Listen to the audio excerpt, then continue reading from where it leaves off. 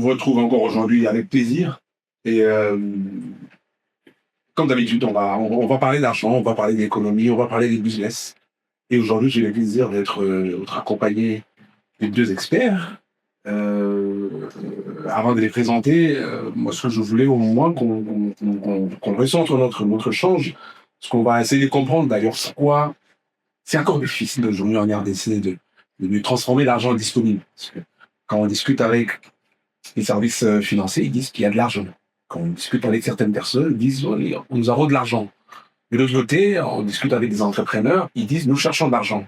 Comment il s'est fait que aujourd'hui, on a d'un côté, dans un même pays, ceux qui disent qu'ils ont l'argent et ceux qui disent qu'ils ont besoin d'argent parce qu'ils ont des bons projets et que les deux mondes ne se rencontrent pas? Est-ce que c'est un problème financier? Est-ce que c'est un problème de structure? Est-ce qu'il y a un problème des capitaux, des réglementations? Est-ce que c'est un problème d'institution ou c'est simplement une question de maturité du marché de la RDC? On va essayer un peu de comprendre aujourd'hui ce paradoxe avec Christopher Mukoka que vous connaissez, qu'on ne présente plus, CEO de B2 Group.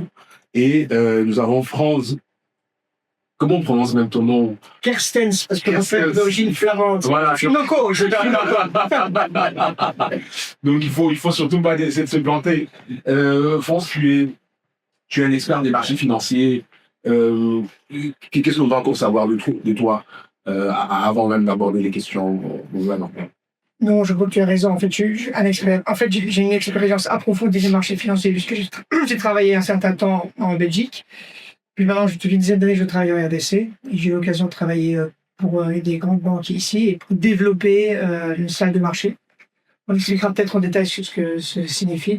Mais effectivement, il y a énormément de choses ici à faire en RDC. Et en termes de marché de développement, puisqu'il y a des projets à l'initiative de l'État congolais au travers du ministre et d'autres ministères, notamment, oui, on y reviendra, mais là, tu en as parlé, il y a la bourse de l'immobilière, le KMA, il y a pas mal de projets très intéressants. Maintenant, si je suis là, c'est pour discuter effectivement de la route qui nous mènerait les RDC effectivement à pouvoir effectivement avoir une réelle bourse de matières premières et une bourse de valeur, ce qui est pour le moment prématuré, il y a des conditions nécessaires qui ne sont pas encore tout à fait remplies. Exactement. Christopher, c'est également un habitué de ces sujets. On en a déjà parlé plusieurs fois et voilà, à la fois Christopher, c'est un entrepreneur, mais aussi il accompagne les entrepreneurs congolais à être prêts pour les lever des fonds, à être prêts aux investissements. Et donc, voilà, on a également discuté il y a très longtemps concernant la bourse de Kinshasa. On va également en parler. Oui, il faut qu'on en parle. Il faut qu'on en parle. Mais bien pour commencer, essayons. Aidez-moi à comprendre déjà ce paradoxe. Comment la RDC n'arrive pas à attirer l'attention des investisseurs internationaux? On a parlé de la bourse de Kinshasa, on parle de réforme fiscale, on parle des fonds d'investissement stratégiques. Dernièrement, on a parlé des eurobonds, de ces fameux eurobonds qu'on a réussi à lever sur les marchés internationaux. On parle des partenariats avec des institutions financières internationales. Comment le jeune entrepreneur congolais qui cherche les capitaux n'arrive pas à en trouver? Et de l'autre côté, comment il s'est fait que on dit qu'il y a de l'argent, on dit qu'il y a des capitaux, mais que ces deux mondes ne se rencontrent pas? On essaie de comprendre ce paradoxe. France. Bon. Alors, de mon côté, je connais beaucoup moins bien donc le monde des PME que maîtrise parfaitement Christopher. Donc moi, je parlerai peut-être un petit peu des sociétés qui, malheureusement, ne font pas le tissu industriel et commercial d'un pays, mais qui participent, je dirais, à autour de 10-15%, mais qui a pas mal, ce sont les grosses entreprises ici. Et je ne parle pas, par exemple, je ne parle pas des Glencore, je parle vraiment des sociétés minières de droit congolais, même si elles appartiennent effectivement à des Chinois, il y en a quand même quelques-unes qui sont assez importantes. Et donc ces sociétés-là, elles aussi, cherchent du financement. Et je rejoins ton point, ce qui paraît assez évident, oui, sur des grosses sociétés qui font beaucoup d'argent. Non, pour elles, c'est aussi difficile au niveau du financement. Pourquoi? Parce que leurs actifs, leur activité est essentiellement liée au cuivre, en grande partie. Et effectivement, c'est le prix du cuivre. Pour maintenant, il est extrêmement élevé, il est à 13 000 $ la tonne, plus ou moins. Mais s'il devait chuter très fortement, forcément, le coût d'emprunt serait beaucoup plus élevé. Dans les tours, ce risque-là et ce facteur-là, c'est important pour eux. Et pour le moment, ces sociétés-là, soit elles peuvent emprunter auprès des banques, soit se financer par autofinancement elles-mêmes. Or, il existe, et ça c'est vraiment un outil mondialement connu, qui vient d'être développé ici au RDC, mais qui est très peu connu. et qui devraient être utilisés plus. Et je rejoins ton point. Pourquoi ils ne le font pas plus? Il y a peut-être des explications.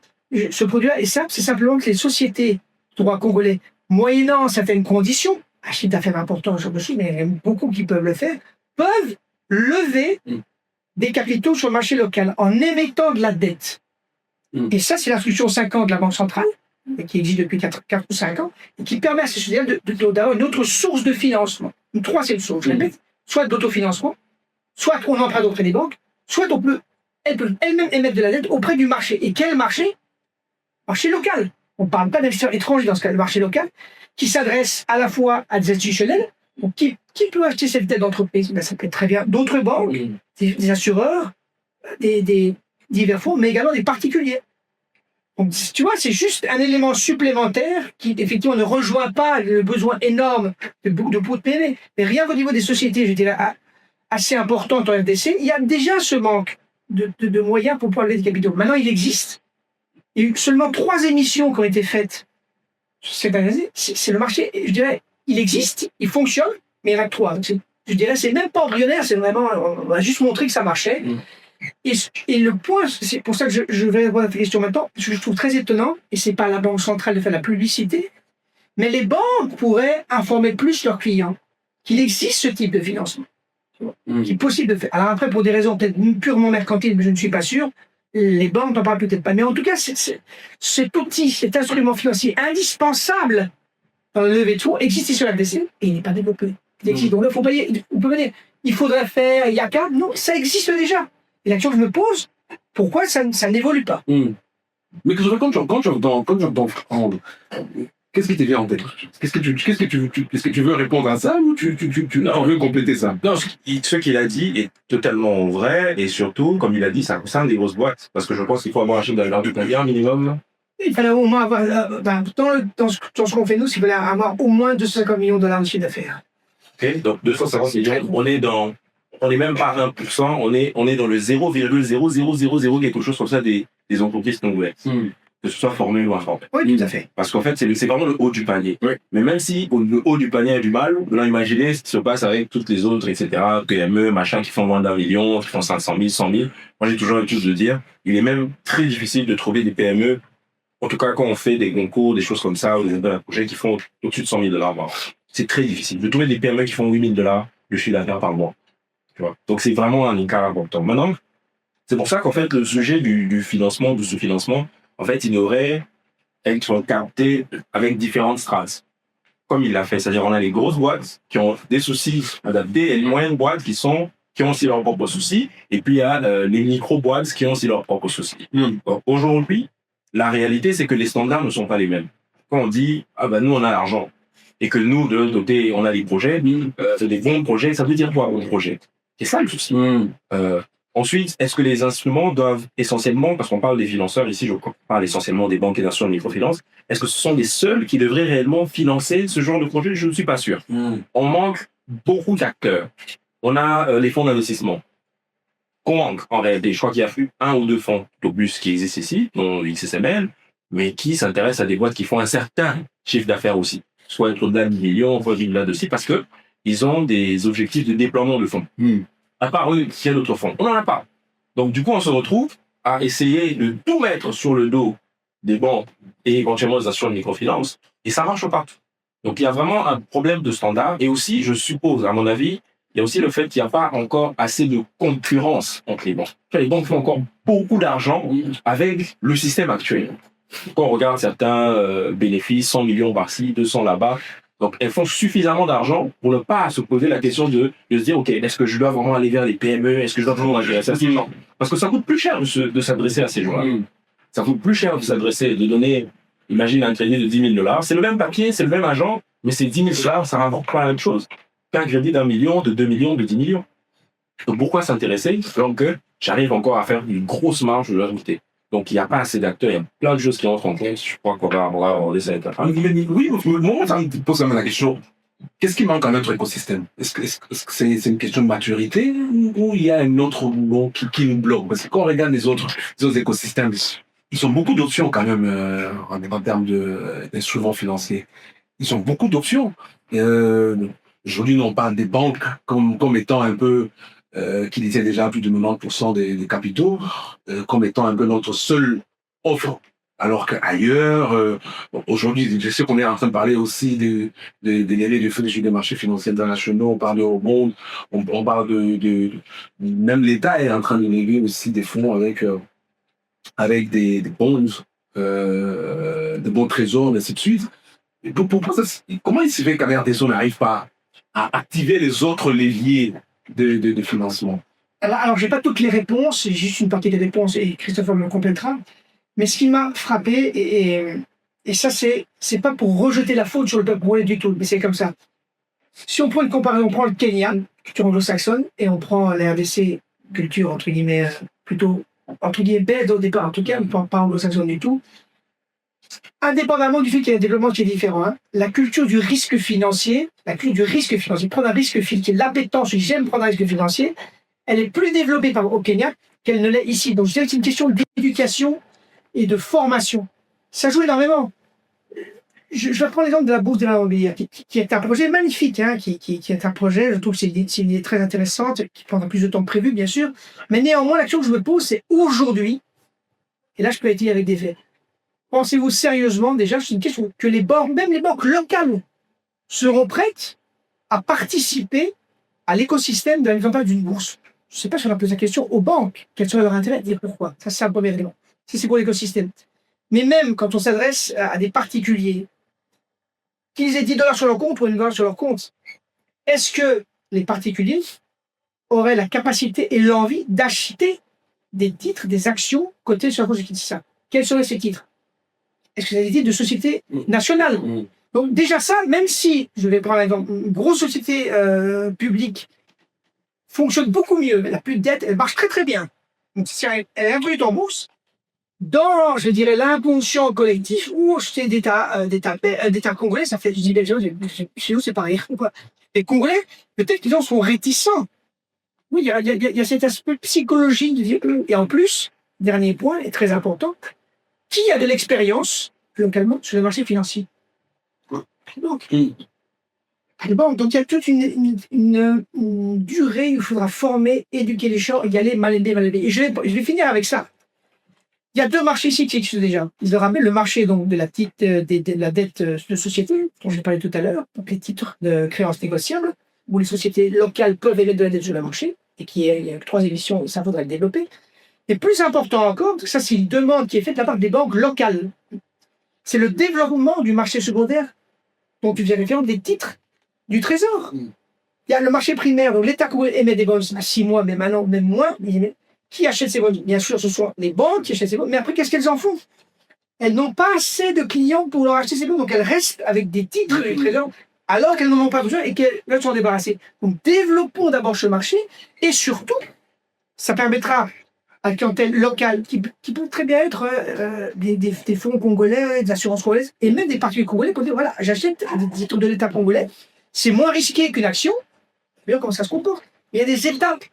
Ces 2 marchés-là ne sont pas suffisamment développés que pour dire, maintenant qu'on connaît bien, qu'on maîtrise le risque d'actifs financiers, de titres, on peut peut-être maintenant passer à l'étape supérieure. C'est comme si on voulait aller aux Jeux Olympiques, on a 5 ans, on compte très bien, on a 5 ans, mais on n'a pas encore la capacité, la maturité d'aller aux Jeux Olympiques. Mais on va y arriver. Donc il y a des préalables, ça c'est en état, d'abord éduquer le marché. Mais peut-être j'ai une question pour lui directement. À ton avis, quelles sont les entreprises qui auront la possibilité de se botter dessus? Est-ce qu'on parle de PME, on parle d'entreprises qui font combien? Non, mais alors ça, je ne vais pas rentrer, je dirais, dans la polémique au niveau du Congo, mais de toute manière, quand une société doit être cotée en bourse, on parle en termes d'émissions, il faut minimum compter, je dirais, 1 milliard quand on va être coté en. Je parle du gros marché. Il y a différents marchés. Hein.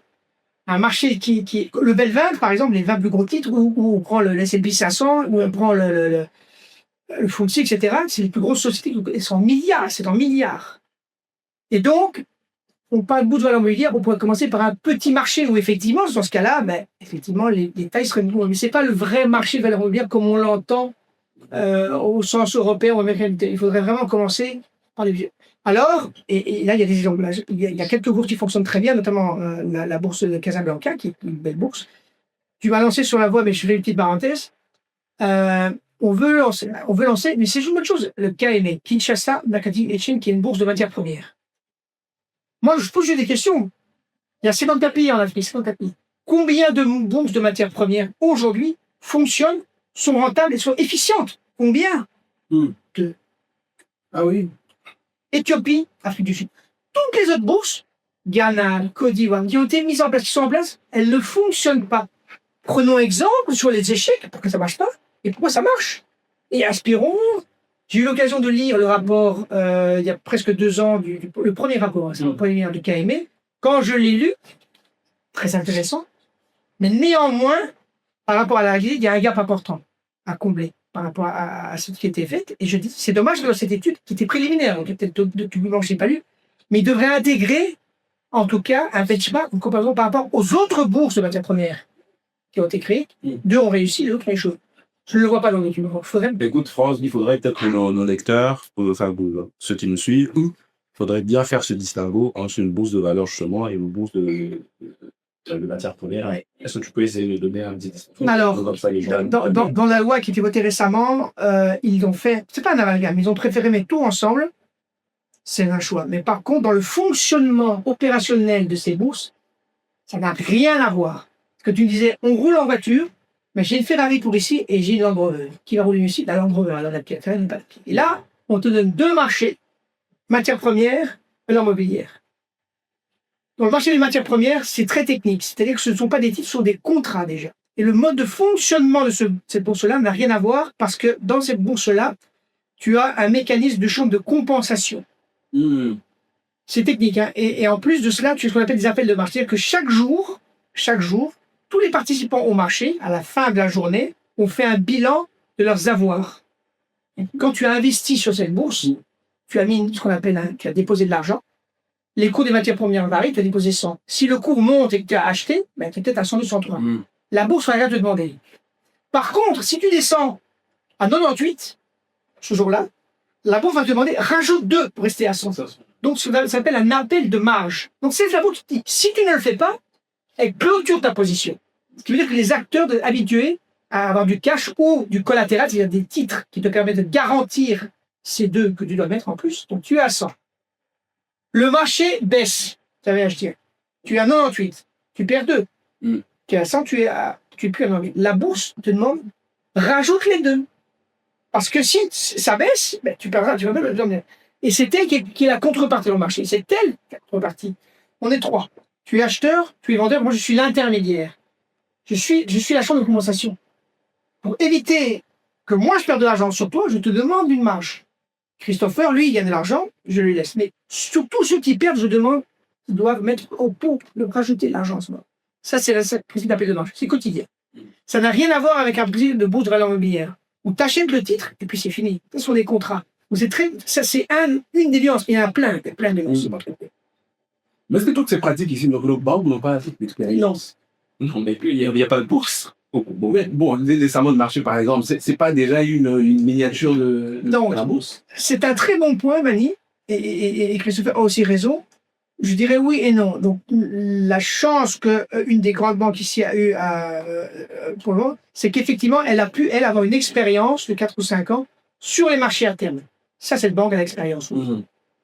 Maintenant, l'activité est en hold pour le moment, en tout cas. Je ne sais pas s'ils vont prendre ou pas, mais en tout cas, ils ont l'expérience de ces marchés à terme. Donc, effectivement, là, dans le cas de KME, si tu as dit à cette banque, on va mettre en place ce projet, eux ont la connaissance, eux ont l'expérience, vraiment les compétences. Mais c'est les seuls. Donc, c'est un très bon sujet, parce qu'effectivement, pour ça, on l'a, mais il n'y en a qu'une. Il faudrait que les autres banques le fassent. Et moi, je pousse, effectivement, à ce que les banques ici aient une salle de marché au standard international, comme il existe partout dans le monde. Pour des raisons, certaines sont légitimes, hein, ils ne le font pas encore, je trouve que c'est une erreur. Pourquoi? Parce que le jour où, et là je suis un optimiste, je joue Christopher, le jour où la RDC sortira de la liste grise du CAFI, je crois qu'il y a encore 2-3 conditions à remplir, qu'est-ce qui risque de se produire? Je dis pas que ça va se produire. Quel est le risque qui va se produire? Et là, je rejoins ton point que tu disais tout à l'heure. Le marché qui est très peu concurrentiel et qui est pratiquement petit. Si effectivement la RDC n'est plus sur cette liste grise, ça va permettre, pour des raisons de conformité seulement, je ne dis pas des questions de business, que tous les acteurs au monde peuvent venir au RDC. Certains vont dire que c'est toujours risqué, j'y viens pas, mais d'autres qui étaient empêchés par une position de conformité, et il y en a, vont arriver. Ce sont des gros acteurs. Et je pense que ça, c'est purement un indice personnel. Hein. Donc, je pense que certains acteurs qui ont un certain goût de risque, je parle aux anglo-saxons et notamment aux américains, je pense qu'il est possible, si Citibank existe déjà ici, et que d'autres acteurs américains puissent arriver sur le marché. C'est possible. Des medium banques qui verraient effectivement non seulement la possibilité de pouvoir aller en direct avec les billets, mais d'autres produits, d'avoir un avantage. Et donc, moi, si j'étais les banques ici congolaises, il y en a deux qui sont vraiment congolaises, il faut être clair. Robank et Sofibank, qui est peut-être purement congolais. Les autres ne prennent pas l'Afrique. Ces deux-là sont à risque, puisqu'ils sont les deux dans le même panier. Si j'étais, je ne suis pas à leur place, et puis il y a des choses qui m'échappent, donc leur stratégie, ça. Mais dans ce cadre-là, il faudrait faire attention, parce que si effectivement la concurrence s'ouvre très fortement, c'est elles qui sont les plus exposées. Par rapport aux autres pays africains. Tu sais, la raison pour laquelle je posais cette question, j'ai voulu qu'il développe extrêmement, parce que je te rappelle la dernière fois, quand j'avais parlé de la bourse, j'avais dit ça concerne même pas les PME. Et je m'étonne que quand on en parle, on fait une communication et que les gens en parlent, ils ont l'impression que, ah ben voilà, ça y est, voici la solution qui va permettre aux PME de lever des fonds. Alors que c'est pas vrai. Ça concerne essentiellement les plus grosses boîtes et ça demande, en termes d'exigence, tu vois, le simple fait d'être capable de publier ses états tous les 3 mois, c'est pas à la portée de tous. Ça demande quand même une expérience, pas mal de choses. Donc ça concerne à tout le monde. Maintenant, si on revient à la base de tout, la finance, c'est la confiance. C'est d'abord de la confiance, ensuite c'est de l'intertemporalité. C'est qu'à un moment donné, il y a des gens qui ont trop d'argent par rapport à leurs besoins aujourd'hui et qui doivent essayer de projeter ça dans le futur, moyennant un rendement évidemment sous un risque. Et puis il y a des gens qui doivent absorber ça. Malheureusement, dans notre contexte, il y a un cadre qui doit faciliter ça. Le premier, c'est il faut une stabilité politique, il faut une stabilité juridique. Il faut que quand quelqu'un signe un contrat, que si jamais ça se passe pas pour telle ou telle raison, qu'il y ait un mécanisme simple qui permet de résoudre ça et qu'on ne passe pas 3 ans, 4 ans, 5 ans en procès, en ceci, pour arriver au dénouement. Ça, c'est un point important. Ensuite, il y a le cas de macroéconomique au sens de l'inflation. On peut pas se lever un an, pouf, j'ai l'impression que chez nous, ils sont en fait, on subit l'inflation, mais on n'intègre pas ça suffisamment. Hein, les opérateurs, surtout les ménages, on le subit, on n'arrive pas parfois à comprendre aussi. Oui. Comment je me rappelle, je regardais les données historiques de je sais pas si c'est de la France ou de quel pays, et j'avais regardé que sur 20 ans, il y avait une inflation moyenne de 1% par an. 1%. On n'a jamais connu, je suis pas sûr qu'on ait connu ça. Nous, ici, on a des inflations de 14%, 15%. Quand c'est les bonnes années, on atteint ça, 30%, 40%. Et des années, Mobutu, tu vois, 200%. Donc, j'ai un matin, la bouteille d'eau a été multipliée par 2, par 3. Mais tu vois, et puis la formule d'inflation aussi, parfois, est trompeuse dans le sens où c'est le panier de la ménagère. Tu vois, c'est un ensemble de valeurs qu'on prend et qu'on check. Mais tu peux te retrouver, la voiture, le prix est multiplié par 3, mais comme la pondération dans le panier est moyenne, tu ne ressens pas ça. Tu as juste l'inflation qui apparaît petit alors que c'est grand. Donc ça, c'est un élément extrêmement important parce que ça pose la question de est-ce que quand je mets mon argent dans un dépôt à terme dans une banque, est-ce que véritablement je conserve sa valeur? Quand j'ai 3%, 4%, alors que l'inflation de l'autre côté est 15% ou 12%. Et là, on parle de l'inflation comme ça, mais quand on va sur l'inflation réelle que peut-être moi je subis, par rapport à mon loyer qui a augmenté, par rapport aux études de mes enfants, à tel texte que je suis. Ça, c'est une vraie problématique. Ensuite, la dollarisation. Le fait que quelque part, c'est en fait le constat, le symptôme du fait que les gens n'ont pas confiance au franc congolais. On est sous le dollar. Parce qu'on se dit le dollar est plus une réserve de valeur que le franc. Maintenant, l'État se part pour nous redonner confiance, mais ça prendra du temps. Si aujourd'hui une banque ou une institution a un souci avec le dollar, qu'est-ce que la banque est en train de bien faire? Elle ne produit pas les dollars. Ensuite, on a déjà eu cette discussion sur la garantie des dépôts aussi. Évidemment, c'est un mécanisme qui, dans les faits, ne peut pas réellement avoir un impact, mais psychologiquement, il y a certaines personnes qui se disent « Ah, je sais qu'au moins, jusqu'à 100 000 euros, mes fonds sont garantis. Il n'existe pas de garantie de dépôt en RDC. Si une banque fait faillite, elle fait faillite. C'est fini, ton argent passe. Il n'y a pas un mécanisme... J'adhère à 100% de ce que tu dis, mais notamment la confiance, c'est tout à fait raison. Pour les mécanismes de garantie, il faudrait regarder au niveau juridique, mais ça c'est valable aussi partout dans le monde, je pense, il faudrait vérifier, que oui, si tu as ton argent en dépôt, il est perdu parce que ça appartient à la banque, mais si tu as des titres, si au moment où tu n'as pas de dépôt, mais tu as des titres à la banque, là, par contre, tu n'appartiens toujours, même si la banque fait faillite, les titres seront conservés. Donc, Si je vais dans le sens, je dirais, de ce que voudrait faire l'État congolais au sein du gouvernement, effectivement, une bourse des valeurs ou même développer le marché secondaire des titres d'État, du Trésor et des bons VC et des bons du Trésor, c'est très intéressant d'avoir des titres parce qu'à ce moment-là, ils échappent à l'utilisation possible des banques. Les titres seront de toute façon pour toi. Ils vont pas saisir tes titres pour pouvoir faire face aux créanciers de la banque. Non, ça c'est juridique. Il faudrait vérifier. En général, ce que j'ai appris ici, c'est que quand il y a, je pense que ça existe, mais quand il y a un vide juridique en termes financiers, souvent, pas toujours, on fera ce qui s'est passé en Belgique et on le comble de la même manière. Mais pour les titres, je pense que ça existe. Donc si tu as des titres en banque et que la banque fait faillite, ils sont en dépôt dépositaires, ils t'appartiennent, il n'y a pas de problème. En fait, quand j'ai été trader forex pendant un petit moment. Ah oui, gros profond, que j'ai mis un petit peu d'investissement là. Okay. Bref. Mais en fait, tu vois, quand je travaillais avec la plupart des conseils avec lesquels je travaillais, avaient toujours des comptes ségrégés. Tu vois, c'était parmi les règles. C'est-à-dire qu'en fait, l'argent que moi j'ai dans le compte de ce courtier-là ne peut pas être touché, mélangé avec l'argent de leurs opérations. Ce qui fait que même s'il a fait faillite, mon argent est là. Et évidemment, mon argent est là, même en liquide, parce qu'on peut avoir de l'argent dans leur compte sans avoir transformé en titre. Mais c'est toujours à moi, il y a la ségrégation des comptes, ça facilite tout. Donc, nous, ici, dans le contexte, si tu as de l'argent en banque, tu as $100 000. De toute façon, tu mettras une partie en titre. Si tu veux acheter des titres, mais la grande partie, tu vas en liquide. C'est un compte, c'est un terme, c'est un achat, Et si la banque fait faillite, tu perds cet argent. C'est parti. Tu as raison. Et aussi, même la connaissance des titres. Combien de gens sont au courant qu'ils peuvent acheter les titres? C'est ça. Même les bons du Trésor, les obligations, ils peuvent les faire passer. On pense que c'est réservé, mais en réalité, on peut passer par son banquier, son gestionnaire de compte, et puis souscrire à travers sa banque, parce qu'il faut passer par la banque pour le faire. Mais combien de personnes sont au courant? Et puis combien de personnes ont les moyens de souscrire? On parle de millions. C'est pas des opérations, on vient là, ils sont 10 000, 20 000, 30 000. Non, c'est même par ceux qui ont ces millions, là, pourquoi ils ne le font pas? Non, il y a beaucoup de fonds, ils passent par leur gestionnaire de compte, ils leur disent, mais voilà, écoutez, il y a une opportunité. En fait, le calcul est très simple. Tu laisses ton argent dans ton compte bancaire, tu as 3 ou 4%. Bon, pour ceux qui arrivent à négocier, ils peuvent aller jusqu'à 6%. C'est bon. Après, il faut avoir les millions pour négocier. Je monte jusque-là. Mais de l'autre côté, tu as 10, 11, 12%. Le choix est clair. Et parfois, c'est des bons BCC. C'est parfois du maturité courte. Ça peut être du 7 jours. Ça peut être du 40 jours. Mais à 11%, 12%. Mais en francs, qu'est-ce que tu fais? Tu as en dollars, tu transformes en francs rapidement auprès de ta banque souscrit, et puis tu as 10-12%. Tu sais, par exemple, en 30 jours, bon, tu as peu de chances de voir les termes d'échange baisser en ta défaveur, et tu fais tes calculs, et tu as de l'argent. Sur 1, 2, 3, 4, 10 millions, 5%, ça commence à demander une merveille. Bien sûr.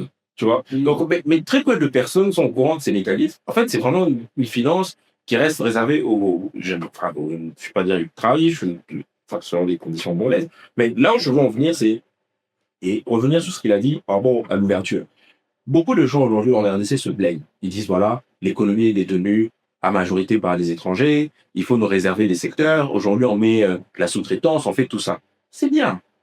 Sauf que quand on va ouvrir là, et qu'on va permettre à des acteurs qui, eux, peuvent venir mettre 1 milliard, là où nous, on a du mal à mettre un 100 000 à un 50 000, mais il faut bien se rendre compte qu'on aura du mal à les freiner. Parce que la loi va leur permettre de faire des achats, des acquisitions, de faire le reste. On aura du mal à les freiner. On va le faire comment? Donc l'éducation financière est importante, mais en même temps, il faut bien qu'on commence quelque part, parce que comme je le disais, la première bourse était au 15e, 16e siècle. On est quand même au 21e siècle. On peut pas avoir manqué un mécanisme de base qui permette à des gens de lever un peu d'argent. Mais maintenant, est-ce qu'ils ont intérêt à faire? Est-ce que l'écosystème aujourd'hui a intérêt à faire? Est-ce qu'aujourd'hui les banques ont intérêt à travailler avec des PME? Hormis le discours commercial marketing, est-ce qu'aujourd'hui, pour être tout à fait clair, sur un TPM? Mais quelles sont les options maintenant qu'on a, des options locales, à part la dette de la banque? Qu'est-ce qui est à notre portée? Qu'est-ce qui est à la portée? Il y a des prises de participation. Il y a de l'apport en equity, mais qui se fait aujourd'hui en revente de compteur. Ça veut dire, ça se fait en bilatéral. Toi, tu as 100 000 $. Au lieu de mettre ça dans une parcelle, je sais pas moi où, tu trouves une PME intéressante et tu gagnes l'argent. Mais c'est tu as des parts. Est-ce que c'est incitatif? C'est ça. Pourquoi il n'est pas développé? Est-ce que c'est parce qu'il est trop compliqué à comprendre ou il n'y a pas d'incitation? Ça se fait. Déjà, faut le dire, faut que les gens soient au courant. Tous les jours ici, en tout cas tous les mois, il y a des opérations où il y a des gens qui investissent dans des boîtes. Ça, c'est que ce soit les actionnaires de ces boîtes-là qui parfois mettent de l'argent sous forme d'apport actionnaire, parce que parfois c'est comme ça aussi que les entreprises se financent, surtout les BME. Donc ça va être un actionnaire qui est là, qui a les liquidités et qui va prêter sous forme d'apport de l'actionnaire sur une période convenue, etc. Ça passe aussi par là. Il y a aussi beaucoup de gens qui empruntent eux-mêmes à titre individuel. Ils vont prendre un crédit conso à la banque et puis ils vont injecter ça. C'est toujours des mécanismes de financement possibles. Mais le problème majeur que nous avons au niveau des PME, c'est que dans nos chaînes de valeur, les PME ne sont pas intégrées dans les grandes chaînes de valeur. Tu vois ce que je veux dire? Et aujourd'hui, quand je regarde ce que l'État dépense tous les ans, je sais pas moi, achat papier toilette, achat ceci, cela, site internet, produits divers et variés, combien de PME ont dans cette chaîne-là? On parle même de la sous-traitance au secteur minier, etc. C'est bien. Mais par rapport aux appels à projet, aux appels à manifestation d'intérêt de l'État, combien de PME sont concernées? Sur toutes les routes qui sont faites ici, combien de PME sont concernées? Et combien de PME formelles sont concernées? Parce que c'est comme ça que ça fonctionne. Il y a une grosse boîte qui a un marché pour faire 10 km de route. Ça représente peut-être 15 millions de dollars. Mais cette grosse boîte-là va avoir des fournisseurs et parmi ces fournisseurs, il y aura des PME. Toutes ces PME ont des comptes bancaires. Les paiements passent par voie bancaire. La banque a la possibilité de voir les flux. Si on passe de ces flux, elle peut maintenant donner du crédit. Mais nous, on se retrouve dans une situation où on a des PME qui ont des comptes bancaires mais dans lesquels les flux ne circulent pas. L'argent passe en cash. La banque fait comment? Et sur cette chaîne des valeurs, où se situent les fonds d'investissement? Alors, il y a souvent une incompréhension qui peut de mon côté aussi, parce que moi, je parle le langage financier pur. Il y a fonds de placement et fonds d'investissement. Ici, au Congo, il y a le fonds d'investissement stratégique. Donc, l'initiative du ministère des Finances, le FIS, FIS, le Fonds d'investissement stratégique, qui, lui, est un fonds qui donc investit, dont une des missions, un des objectifs, c'est d'investir effectivement dans le pays au travers des différents canaux, des différents réseaux, auprès des sociétés. Ça, c'est un point. Mais nous, quand on parle en Europe de fonds d'investissement, c'est plutôt fonds de placement. Ce sont des sociétés qui sont créées dont l'objectif est de placer, d'investir l'argent des actionnaires dans des instruments financiers purs, qui peuvent être effectivement des actions, des obligations, des fonds, etc. Donc ça, c'est le fonds, je appelle ça ici un fonds de placement. On récolte le cash, simplement, de gens qui veulent investir dans ce fonds, et on l'investit sur les marchés financiers internationaux. Ça n'a rien à voir avec le développement du pays en tant que tel. Si tu fais ça, cet argent, entre guillemets, va peut-être permettre d'enrichir les gens qui vont souffrir à cette part du fonds, c'est l'actionnaire du fonds, qui va gérer, des gens compétents aussi qui peuvent le gérer, mais cet argent sera géré par ces gens-là sur base d'instruments financiers achetés à l'étranger. Donc je préfère, et malgré tout, je fais une parenthèse, ici, par exemple, les assurances, une assurance, en termes de placement, qui reçoivent des primes, et qu'on technique, elles doivent placer quelque part, c'est leur rôle, soit c'est des DAT, et l'extrémité, c'est l'immobilier. Du cash et l'immobilier. C'est les deux extrêmes en termes de placement d'actifs financiers. Pourquoi? Parce que l'immobilier, c'est un actif qu'on appelle, qui est très peu liquide, c'est-à-dire qu'on peut le vendre très difficilement. Ça prend au moins quelques mois pour vendre un immeuble ici, partout dans le monde. Et le cash, en une seconde, tu peux le vendre. Mais entre ces deux actifs, tu as toute une série d'actifs financiers, donc qui partent du dépôt jusqu'à l'immobilier, que les assureurs ont besoin pour simplement exercer leur métier. Sur du long terme, tu vas acheter peut-être des actions plus long terme, tu vas diversifier, des obligations. Et le problème ici qu'il y a, ça faut être très clair, c'est que la diversification est nulle. Ils investissent tout au Congo. C'est pas diversifié. Donc s'ils veulent protéger un minimum, je dirais, les primes d'assurance, notamment assurance vie, ils devraient quand même investir à l'étranger. Et là, il faut remercier le Congo quand même une fois. L'ARCA, qui est l'organisme de régulation et de contrôle du secteur des assurances, l'ARCA, ARCA, eh bien, dans son code des assurances, je crois que c'est l'article 365, si je ne me trompe pas, dit clairement, ça fait des années, clairement, c'est en toutes lettres, que les compagnies d'assurance congolaises peuvent investir jusqu'à 50%, la moitié, de provisions techniques à l'étranger, en Congo. Ils peuvent le faire. Bien évidemment, sur des critères de ventilation, on ne peut pas tout mettre sur les actions, etc., mais ils peuvent le faire. Donc ça, c'est possible. Maintenant, aujourd'hui, ils ne le font pas. Pourquoi? Parce que, je vais être un peu excessif pour que les auditeurs comprennent bien, la RDC est comme la Corée du Nord ou l'Iran, complètement isolée du reste du monde. Je donne un exemple très concret. Si toi, aujourd'hui, tu vas voir ton banquier, tu dis, voilà, je vous ouvrir un compte pour acheter des actions Facebook. Il ne peut pas. Pas parce qu'il ne veut pas, c'est parce que les infrastructures qui lui permettent d'avoir accès à ces marchés, il n'a pas l'accès. J'avais proposé il y a quelques années, il y a des solutions à ça. Il y a des solutions qui sont pragmatiques, rentables, efficaces. Il y a des solutions. Notamment en passant par l'île Maurice, qui n'est pas un paradis fiscal du tout. L'île Maurice est à l'Afrique ce que le Luxembourg est à l'Europe. C'est-à-dire c'est un hub pour les fonds d'investissement. Ils ont les meilleurs prestataires de services à l'île Maurice. Et c'est transparent. C'est pas paradis fiscal, je répète, c'est vraiment. Et ce qui fait, ce qui est bien, j'avais été assez loin dans la recherche de solutions. Il y a des banques ici au Congo qui travaillent déjà avec des banques à l'île Maurice et qui pourraient le faire, créer des fonds, effectivement, d'investissement qui permettraient notamment aux assureurs d'avoir accès à ces produits, mais pas seulement les assureurs, n'importe qui. Alors, j'ai eu effectivement, et je comprends, des réticences de la part de l'État congolais. Oui, mais attention, évasion fiscale. Qui non, parce que la loi mauricienne interdit que lorsque un investisseur envoie de l'argent pour acheter des titres d'un compte ici au Congo, les plus-values éventuelles et tout ne peut revenir que sur ce compte-là. Même si le donneur d'ordre dit, moi je suis France, j'ai un compte ici au Congo, j'ai investi via un fonds Maurice, j'envoie $100,000. Quand je veux récupérer 150 000 ou 50 000, ça ne peut revenir que sur ce compte-là. Même si je dis à les Maurice, envoyez ça en francs belgiques, ils ne peuvent pas le faire. Ah bon? Ils ne peuvent pas le faire. Donc, ça garantit à l'État congolais que de toute façon, l'argent reviendra au pays. Ah, il sera placé à l'étranger, je suis d'accord. Voilà. Mais dans le cadre des assureurs, ils ont besoin de ça aussi. Alors, je rejoins un peu Christopher, parce que c'est vrai, il faut bien investir dans le pays, mais pour l'instant, ils ne peuvent pas le faire, pour tous les contraintes que Christopher a expliquées. On manque d'état financier. Mais en attendant, faisons déjà ça, parce que ça, on peut vraiment le faire. Bon, c'est pas du blabla, c'est pas, on le fait, on peut le faire, et ça prend quelques mois.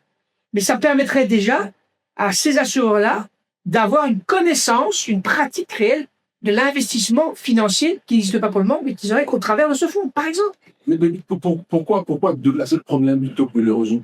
Parce que c'est une très bonne question. Alors, et ça c'est malheureusement, il faut le dire, il n'existe pas encore aujourd'hui en RDC une réglementation, une législation qui permet de créer des fonds d'investissement tels qu'on les connaît en Europe, au Maroc, aux États-Unis. Il n'y a pas de réglementation pour l'instant. Pour ce fonds d'investissement. Il n'y a même pas ce qu'on appelle d'asset manager, de gestionnaire de fonds, de société qui peuvent gérer. Il n'y en a pas. En fait, il faut comprendre, peut-être pour... c'est quand même très technique, hein. Je sais pas si on va on va bien, j'espère qu'on va bien, on va le suivre. Bien mal accès, ça. En fait, il faut comprendre qu'il y a plusieurs intérêts en jeu. Quand on parle de finance ici, il y a plusieurs intérêts en jeu et les intérêts ne convergent pas forcément. Il y a l'intérêt de gens qui ont l'argent, qui ont des capitaux et qui ont besoin de préserver leurs fonds et qui ont besoin d'avoir du rendement. Pour ces gens-là, au-delà du patriotisme, le plus important, c'est de conserver la valeur de l'argent. S'ils doivent conserver cette valeur en investissant à l'étranger, en investissant dans d'autres pays, c'est dans leur intérêt de le faire. Et puis on a de l'autre côté les PME qui ont besoin de se financer pour continuer à croître à comme un certain niveau. Mais ces PME-là doivent se conformer aux critériums des gens qui ont l'argent. Tu vois, seulement pour se conformer aux critériums des gens qui ont l'argent, en réalité, j'ai envie de dire, il faut quand même un tout petit peu avoir déjà de l'argent. Parce qu'il faut répondre à des règles de conformité. On te parle d'état financier, ce n'est pas du pain et de l'arachide. Il faut avoir un comptable, il faut être capable d'avoir un commissaire aux comptes. Il faut aussi que le commissaire aux comptes soit quand même un tout petit peu crédible pour que l'investisseur puisse le regarder. On ne regarde pas tous les commissaires aux comptes avec des mêmes yeux. Tu vois, c'est tout ça. Il faut aussi qu'au niveau de la conformité par rapport au fisc, etc., ce soit clair. Parce que quelqu'un peut lui dire, OK, j'aime bien ta PME, c'est intéressant, je vais mettre 100 000. Mais si toi, je fais 3-4 ans que tu n'as jamais déclaré et que tu es en réalité à risque par rapport à la DG qui peut venir et dire, bon, en fait, finalement, je vais faire un redressement de 500 000, même si tu négocies, tu vois, l'investisseur en face, il n'est pas content. Il est pas, donc, du coup, s'il est vraiment consciencieux, s'il est investisseur réel et qu'il fait tous ses calculs, c'est pas intéressant de mettre de l'argent dans une PME congolaise. Donc, ce qui fait qu'on manque de compétitivité, il y a de l'argent, et l'argent, maintenant, va où? L'argent va aller soit dans des dépôts à terme, tu vas te retrouver avec des gens qui doivent avoir 1 million, 2 millions, 10 millions, 15 millions, 20 millions de leur compte bancaire, qui préfèrent que cet argent reste dans le compte bancaire, même dans un dépôt à 3, 4, 5%, on peut négocier, plus que de mettre ça dans des PME. Bon, alors, ils mettent ça dans l'immobilier à la limite. Je peux te dire, moi, je connais quelqu'un qui a mis plus de 10 millions de dollars dans un bâtiment qui ne rapporte rien. C'est-à-dire c'est de l'immobilier où il n'y a même pas un rendement positif si tu tiens compte un tout petit peu de l'inflation. Mais pour lui, c'est mieux de conserver cet argent de cette manière-là parce qu'il a beaucoup d'actifs. Il préfère le conserver en partie comme ça que de tout laisser dans la banque qui peut disparaître du jour au lendemain. Donc, ce qui pose un problème réel maintenant de compétitivité. Parce que l'argent, là, qu'on prend, je crois qu'on peut le dire. Les banques aussi investissent une bonne partie de leur liquidité à l'étranger. Enfin, c'est pas un secret. Hein. Il suffit d'aller consulter, aller consulter les rapports, vous allez voir qu'il y a ils mettent ça, voilà, dans les marchés internationaux. C'est pour des raisons de gestion active passive, je crois que c'est clair. Mais il faut bien comprendre. Donc, en fait, en réalité, il y a des fonds qui sont collectés au Congo et qui servent à financer des écosystèmes à l'étranger, tout simplement parce que nous ne sommes pas compétitifs à l'interne, tout simplement parce que le risque est perçu comme étant trop grand. C'est ça la réalité. Alors, si on veut résoudre ça, il y a un travail de longue haleine qui touche tellement nos secteurs. Je dis, les problèmes de conformité, les problèmes de ceci, les problèmes de législation, les problèmes d'intégration des PME dans des chaînes de valeur un peu plus larges. C'est tout ça qu'il faut être en mesure de faire pour arriver vraiment à la solution. Mais maintenant, là, tout de suite, c'est compliqué. Ouais. Si tu avais le choix entre investir dans ma PME ou investir dans Facebook ou SpaceX actuellement, tu fais pas. Avec les caméras allumées, j'ai bien plus d'affaires. Parce que jamais sérieux. Parce que une banque, ça même Parce qu'aujourd'hui, SpaceX, c'est $124 la part. Tu peux en acheter une dizaine. J'en ai beaucoup de Congolais ont les moyens de payer $10 000 de part de SpaceX et le voir dans 2-3 ans que ça double, ça triple. Aujourd'hui, acheter une part dans Equity Holding qui détient l'Equity PCC, c'est moins $1 la part dans la bourse de Nairobi Stock Exchange. Beaucoup de Congolais ont les moyens de mettre $1 000 ou $2 000 dedans. Et ils auront intérêt à le faire. Mais maintenant, le financement de notre économie n'est pas sûr. C'est en fait la raison pour laquelle, si on analyse bien les choses, on va se rendre compte que le système est tel que c'est un peu comme si il n'y a que les grosses boîtes qui ont plus de marge de manœuvre pour évoluer. Malgré les limites que tu as évoquées, qui en réalité ont plus de marge de manœuvre parce qu'ils sont les plus courtisés. Même faire un crédit, on a parlé d'une société de $250 millions, même un crédit juste pour des besoins de trésorerie, un crédit court terme pour les besoins de trésorerie pour une société comme ça, c'est 10 millions, 15 millions, avec un rendement important, moins de paperasse, moins de complications parce que c'est rien pour cette société-là que de mettre les 10-15 millions sur 5 ans à une PME, à une grande entreprise de moins d'1 000. Tu vois un peu c'est-à-dire qu'en fait, si on regarde les choses de manière froide, tu serais banquier, est-ce que tu as vraiment intérêt à travailler avec les PME? D'autant plus qu'il faut se le dire, je crois que beaucoup de gens s'en rendent pas compte, mais en fait, près de la moitié de l'argent que les banques gagnent, ça vient des commissions sur les frais de transaction. C'est pas du crédit. Jusqu'à 40-45%, ça dépend des banques, comme ça va parfois jusqu'à la moitié. Ça vient des commissions, ça vient des différents frais, les frais de tenue de compte, etc.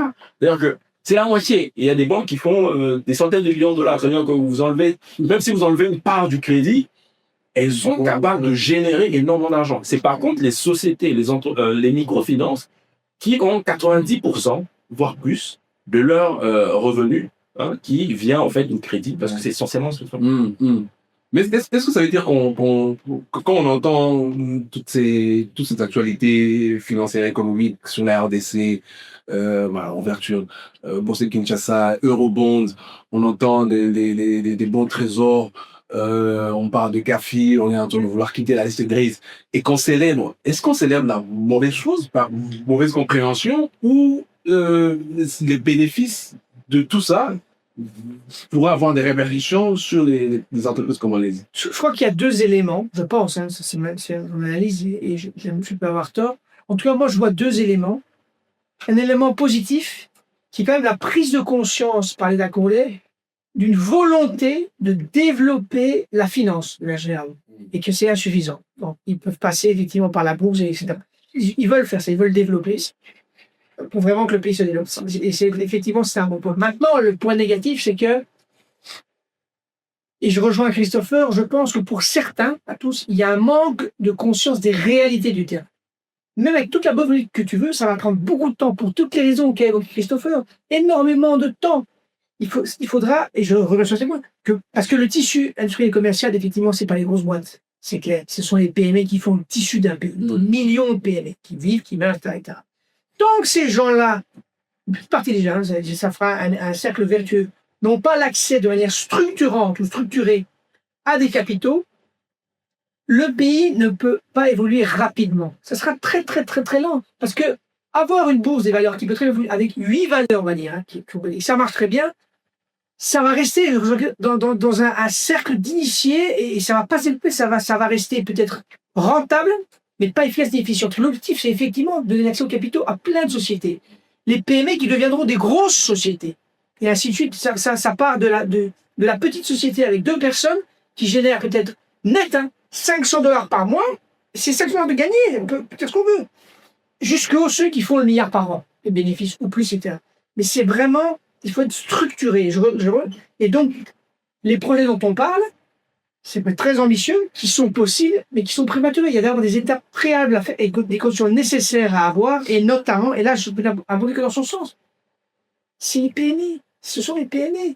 Et il est possible, et je le rejoins, que le fait que, je ne sais quel sera le catalyseur, mais que le marché qu'on de la banque s'ouvre, en tout cas, soit pas aussi canalisé qu'il est actuellement, peut-être le fait que la RDC sorte un jour la cycle du Galilee, ça va le permettre, en tout cas, je pense que oui. Mais tant que ce marché sera aux mains de quelques banques, presque de banques, même si on a, je crois, 18 ou 16, on restera dans ça. Parce que je comprends les banquiers. Ils ont raison de faire ça. À leur place. Ils ont raison. Mais si maintenant, je suis forcé de me diversifier pour des tas de raisons, je le ferai. C'est la plante et le bâton. Je vais mourir sinon, si je ne le fais pas. Pourquoi les 2 banques, parmi les banques les plus rentables et les plus importantes, sont les banques purement congolaises, je répète, Robank et ceux qui vendent? Parce qu'ils sont condamnés à survivre ici. Un Standard Bank, qu'est-ce qu'ils s'en manquent de perdre même un jour de l'argent en RDC? Ils ont 55 filiales dans le monde entier, ils ont des filiales à Paris, à Londres. L'objectif pour Standard Bank, c'est d'avoir Standard Bank RDC, c'est juste pour financer les miniers. C'est tout. Ils n'ont rien développé plus. Et ils ont raison, parce qu'ils veulent développer des fonds, etc.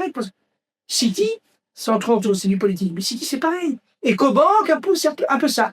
Les seuls qui peuvent vraiment avoir, à mon sens, je peux me tromper, un impact significatif, c'est Equity. Equity a les moyens d'un petit peu secouer les choses ici en RDC. Ils peuvent le faire.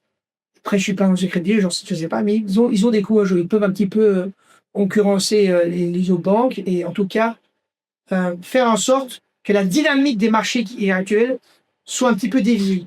En ce sens qu'eux ont l'expertise et les connaissances venant du Kenya, KCB moins, en tout cas avec Diabéné, en tout cas, et Equity pourrait faire quelque chose. Peut-être KCB va se réveiller, c'est les banques qui vont faire ça, les banques. Mais je rejoins avec Christophe, si les choses restent en l'état, et quelque part, là je vais être un petit peu négatif, c'est une mauvaise chose que les prix vus soient à 13 000. Je m'explique. À 13 000 $, tout le monde gagne de l'argent. L'État, tous les prestataires, tout le monde est ça. Et personne ne se préoccupe, pratiquement personne. Vous posez, je vais être un peu dur là, vous posez la question au DG des banques ici, je ne vois plus la question. Si le prix du vivre descend de 50%, passe de 13 000 à 6 500, quel est l'impact sur tes résultats? Ou mal chiffre? Ça, c'est crucial comme question. Et comme réponse. La plupart des gens ont dit la réponse, c'est ton core business, ça. C'est ton core business, c'est important. Et donc, je veux dire par là, tout le monde est très. Si les coûts du PIB baissaient fortement, ça forcerait les acteurs à mettre en place des solutions pour avoir, je dirais, des revenus pas stables, mais en tout cas récurrents et qui ne seront pas en dents de scie par rapport aux des pays. Et ça, ils peuvent faire. Et notamment là, l'État congolais a une responsabilité. Parce qu'il gagne beaucoup d'argent pour l'instant, mais je leur pose la question. Le jour où ça descend à 6 500, qu'est-ce que vous allez faire? Ah, on peut rien faire. Là, à nouveau, tort. Ils peuvent mettre en place aujourd'hui des mécanismes connus, classiques, des choses qui sont innovantes. C'est innovant pour le Congo, mais c'est pas innovant pour le reste du monde. Que d'ailleurs, le Chili met en place, puisque le Chili est un gros, ou la Zambie, gros moteur de cuivre aussi, ou d'autres pays qui font ça pour leurs matières premières. Ils ne le font pas. Ils ne le font pas. Donc, je veux dire, c'est pas une question d'avoir une vision à court terme, c'est une question simplement de business structuré. C'est un business, soit un politique, un opérationnel, un juridique, je dois savoir où on va. Les questions que je pose, c'est des questions simples. Il ne faut pas être indulgent pour les questions que je pose. C'est une question de bon sens. Là, j'ai un peu débordé. Et pour finir, ce sont les PME qui vont tirer. Ça, c'est certain. C'est-à-dire à 100%. C'est pas les grosses boîtes qui vont faire ça. C'est sûr. Mais alors, quand je écoute et quand je vois ce que Christopher aussi a dit, je me dis, si l'État est en train de se conformer pour être peut-être pour répondre un peu aux exigences, je pense qu'aussi l'État, ce qu'il a envie de faire, il y a un gros travail qui est en train d'être fait, mais peut-être que voilà, on peut aussi faire un gros travail là où l'impact est moindre. Est-ce que ce n'est pas aussi pour se conformer? Je pense qu'il y a un vide fort que l'État est en train de faire à vouloir se conformer à certaines exigences internationales, alors que le marché intérieur est encore embryonnaire. Est-ce que ce n'est pas aussi mettre l'énergie là où il ne faudrait pas, au mauvais endroit? Est-ce que l'État devrait commencer peut-être par régler certains besoins qui répondent vraiment aux besoins, aux besoins locaux, plutôt que à essayer à se conformer, à passer du temps peut-être à quitter la liste grise. C'est pas le bon endroit à être, mais c'est pas la liste noire aussi. Donc, on peut peut-être laisser un peu de temps, des temps de régler ce qui se passe à la maison, plutôt que de célébrer qu'on est tous sur la liste grise, mais à l'intérieur, ça brûle. Moi, j'ai envie de dire, les deux ne sont pas mutuellement exclusifs, dans le sens où c'est pas mal. Moi, je me souviens, quand je cherchais un courtier pour investir justement dans le forex à l'époque, et non, le courtier ne travaillait pas avec les Congolais. Hein. On était d'office exclus, parce qu'on était considéré comme une zone rouge. On considérait que tous les fonds qui pouvaient passer par des mains congolaises, ce serait des enchaînements des capitaux. Donc, on a tous intérêt, j'ai envie de dire, que les conditions, de manière structurelle, s'améliorent, parce que, j'ai envie de te dire, il y a même certains business qu'on ne sait pas faire avec les entreprises américaines, juste parce qu'il y a des problèmes. On a un peu réglementaire, un peu de corruption, un peu de ceci, cela. Donc, on a vraiment intérêt à ce que l'État puisse se conformer de manière générale aux standards internationaux en matière de climat des affaires. Ça profite aussi aux opérateurs économiques locaux. Cela étant dit, moi, je considère que je n'aime pas cette approche de toujours être extraverti. Hein, dans le sens où j'ai jamais le sentiment que dans la plupart des pays quand même développés, les locaux tiennent aussi un tout petit peu l'économie. Mais comment ils tiennent l'économie? Ils ne sont pas juste sur Internet. On doit faire participer des entreprises locales, on doit faire participer des investisseurs locaux. Mais comment les faire participer? On a les gens de conditions en leur permettant d'être capables, avec leurs 1000, 2000, 3000, 4000, 5000, de mettre quand même de l'argent dans des entreprises, de formaliser des choses, etc. Or, aujourd'hui, tout ça, ça coûte assez cher. Parce que je le dis encore une fois, s'il faut vraiment être rigoureux et appliquer la loi dans la ligne, avec toute sa rigueur, 99% des PME, même dites formelles ici, devraient fermer une boutique.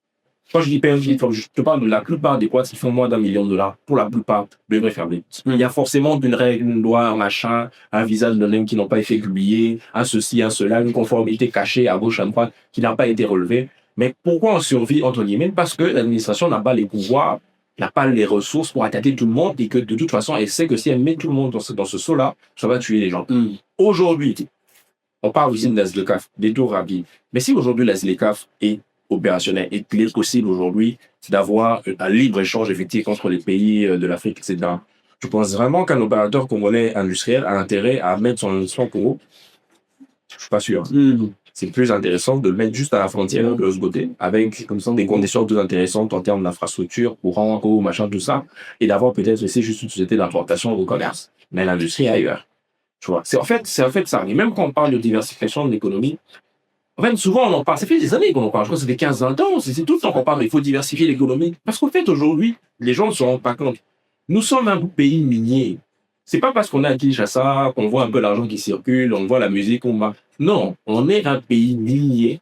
Ça veut dire que concrètement, la RDC a des trous, elle vend des cailloux, et avec l'argent obtenu des cailloux qu'elle vend, elle achète de la nourriture. Elle achète du meuble. Elle achète, je sais pas moi, elle achète même des produits, même le bitume, je pense qu'on utilise pour nos routes, je crois que c'est importé. Tu vois un peu, c'est ça le contexte dans lequel on est. Donc en fait, c'est tellement vital.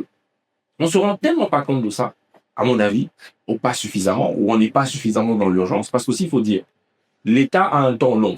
Tu vois, quand l'État réfléchit, les réformes, entre le moment où on a décidé qu'il fallait la loi pour la promotion de l'entrepreneuriat, etc., et son application, je pense juste qu'aujourd'hui, elle n'est pas encore appliquée. Elle a été promulguée, il n'y a pas de mesures d'application, encore ça fait plus de 5 ans.